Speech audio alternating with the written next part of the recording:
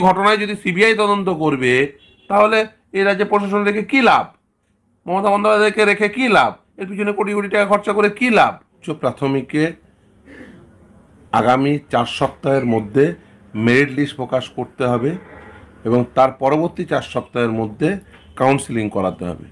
এই উচ্চ প্রাথমিকের নিয়োগ শুরু হয়েছিল 2016 সালে, আজকে 2024 সাল।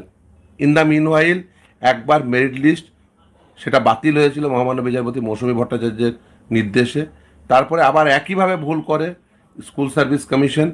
এবারেরও 1463 জনকে আরবিটারিলি বাদ দিয়েছিল ওএমআর শিট রিঅ্যাসেস করে, পুনর্মূল্যায়ন করে। কিন্তু কোন ওএমআর শিট, সেই যাদের পুনর্মূল্যায়িত হলো তারা কত মার্কস পেয়েছিল, নতুন মার্কস কি হলো, কেন পুনর্মূল্যায়ন করা হলো, আফটার ইন্টারভিউ পুনর্মূল্যায়ন করা যায় কি না, কোনো কিছু পয়েন্টে না গিয়ে স্কুল সার্ভিস কমিশন 1463 জনকে বাতিল করে দিয়েছিল আফটার ইন্টারভিউ।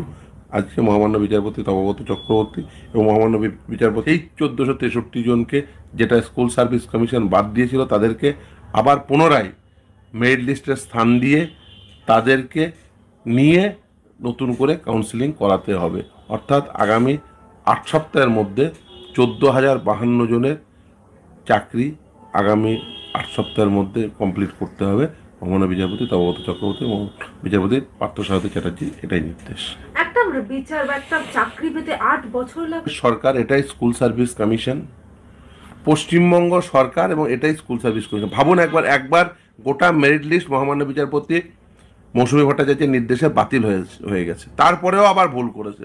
আফটার ইন্টারভিউ কে ওএমআর শিটের পুনর্মূল্যায়ন করে, এবং সেই পুনর্মূল্যায়ন কোন ওএমআর শিট সেটা প্রকাশ করা হলো না, কে কত নাম্বার পেয়েছে প্রকাশ করা হলো না, কেউ কিছু জানলো না যে আদৌ কোনটা হতে পারত, কেন হলো, কী ধরনের ডিফেসমেন্ট, কিচ্ছু জানালো না।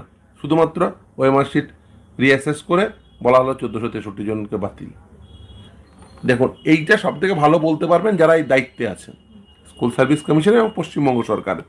তারা কেন এইগুলো করেন, কেন মার্কস ম্যানিপুলেশন করেন, কেন after interview OMR sheet reassess করেন, কেন তারা এই মার্কসগুলোকে ম্যানিপুলেট করে তারা সিলেকশন প্রসেসে স্থান দেন, এটা তারাই বলতে পারবেন, সব থেকে ভালো তারাই বলতে পারবেন।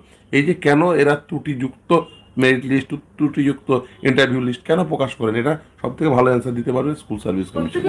এই প্রত্যেকেই যোগ্য ব্যক্তি, তারা পার্টিসিপেট করার পর যোগ্যতর ব্যক্তিদের চাকরি দিতে হবে। এই যে কে যোগ্যতর বা যোগ্যতম, সেটা তো নির্বাচন করার জন্য স্কুল সার্ভিস কমিশন।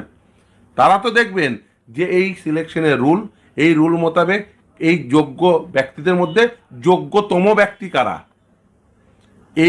এই সেটাই যে সিলেকশন প্রসেস, সেটাই বলে যায় স্কুল সার্ভিস কমিশন।